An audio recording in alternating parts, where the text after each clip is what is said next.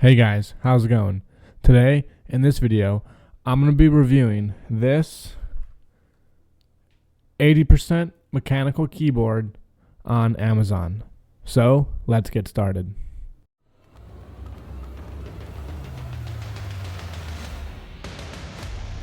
Alright, let's first jump right into the Amazon listing page. So, when we go to see that, we can see that they obviously advertise it as an 80% mechanical keyboard, LED backlit, 96 keys, and it is wired with a volume control knob and has anti-ghosting red switches. So that's what you get for $30, and I ordered this thing during Prime, and I think I paid $20 for it.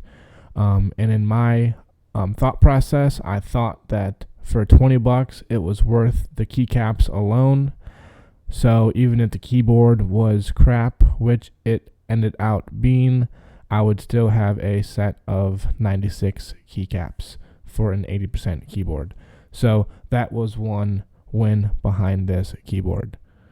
So besides the fact that it was cheap and it was a good deal if you're just trying to buy the keycaps alone, that was the only positive thing about this keyboard in my opinion. So when it talks about the volume control knob, it's talking about this knob right here, and no matter how many times you press it or what you try to do with it, all this knob does is control the LED backlights. So that brings me into another point. There is no software for the LED backlights. Even if you have your own open sourced software to control your LED lights, that will not work with these. These are just a standard one color LED lights around each section, and that is all you get.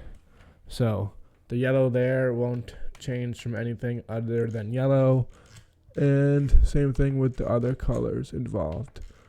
So no matter how you spin it, you never get an RGB because there's no RGB in here. They're just colored lights. So I guess the listing does say that they are just LED backlit, but at the same time, one reading that would assume that they're just RGB lights, or maybe it's just me. So one huge red flag is that this is advertised as hot-swappable, even though it is not. When you try to pry at the switches, they will indeed come out with a lot of force, but then you will soon recognize that the switches are indeed soldered on. So this is advertised as a hot-swappable keyboard. So for anyone who are wanting to use this for a base to hot swap, it is impossible because these are soldered on, and ripping the switches out will ruin your board. So this is an awful flaw. So another negative about this keyboard is how flimsy it is. I don't know if you'll be able to see this, but you can easily put some warp into that. And I have a keyboard that is $30, a 60%, and when you do the same thing, it is not even possible. So keyboards around the same exact price point, and one has a way better quality plastic, and this one just feels super cheap in the hand and clicky. So the advertised volume knob does not work as volume, and the RGB lights are nowhere to be found. They're just LED backlit lights, and the colors are static, meaning you can't change them no matter what kind of software you have. And it is made out of a super cheap plastic, and it feels really clunky. And they have red switches in it, and I don't know if you guys will be able to hear this clearly or not.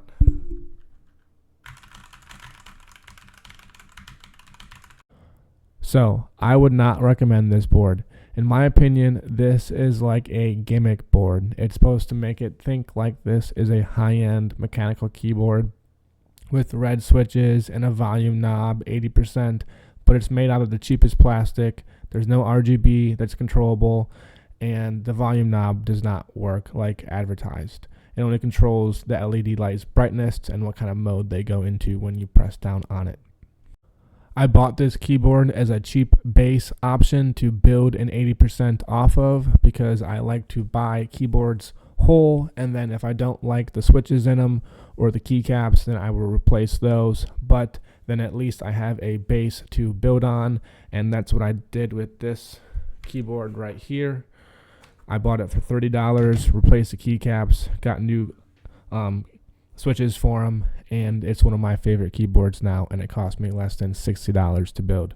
So I had the same intentions with this 80% keyboard because I wanted a little bit bigger size, I wanted a numpad back, and I wanted my F1 buttons back. So to do that, I wanted to buy a complete board at a cheap price, and this is what I ended up getting during Prime for $22. But even at that price point, I would not recommend this.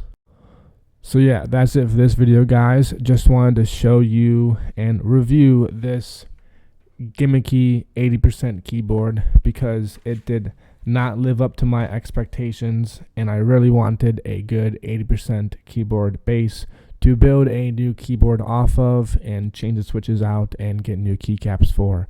But this keyboard is not worth any of that. So at best, I got a set of 96 keycaps for $22. So I guess that's not the worst. And again, I almost forgot the fact that it is not hot swappable. So you cannot hot swap this keyboard. They are soldered on though, and it is advertised as hot swappable, even though they are not. And ripping these out and trying to replace them will ruin your keyboard. But now I just have some e-waste. So I'll probably give it to one of my cousins or something who is into gaming, and they will think this is the bee's knees. But for any person that's in tech or knows anything about keyboards will quickly realize that this is not a quality keyboard, and it is quite the gimmick. So again, guys, that's it for this video. Thanks for watching.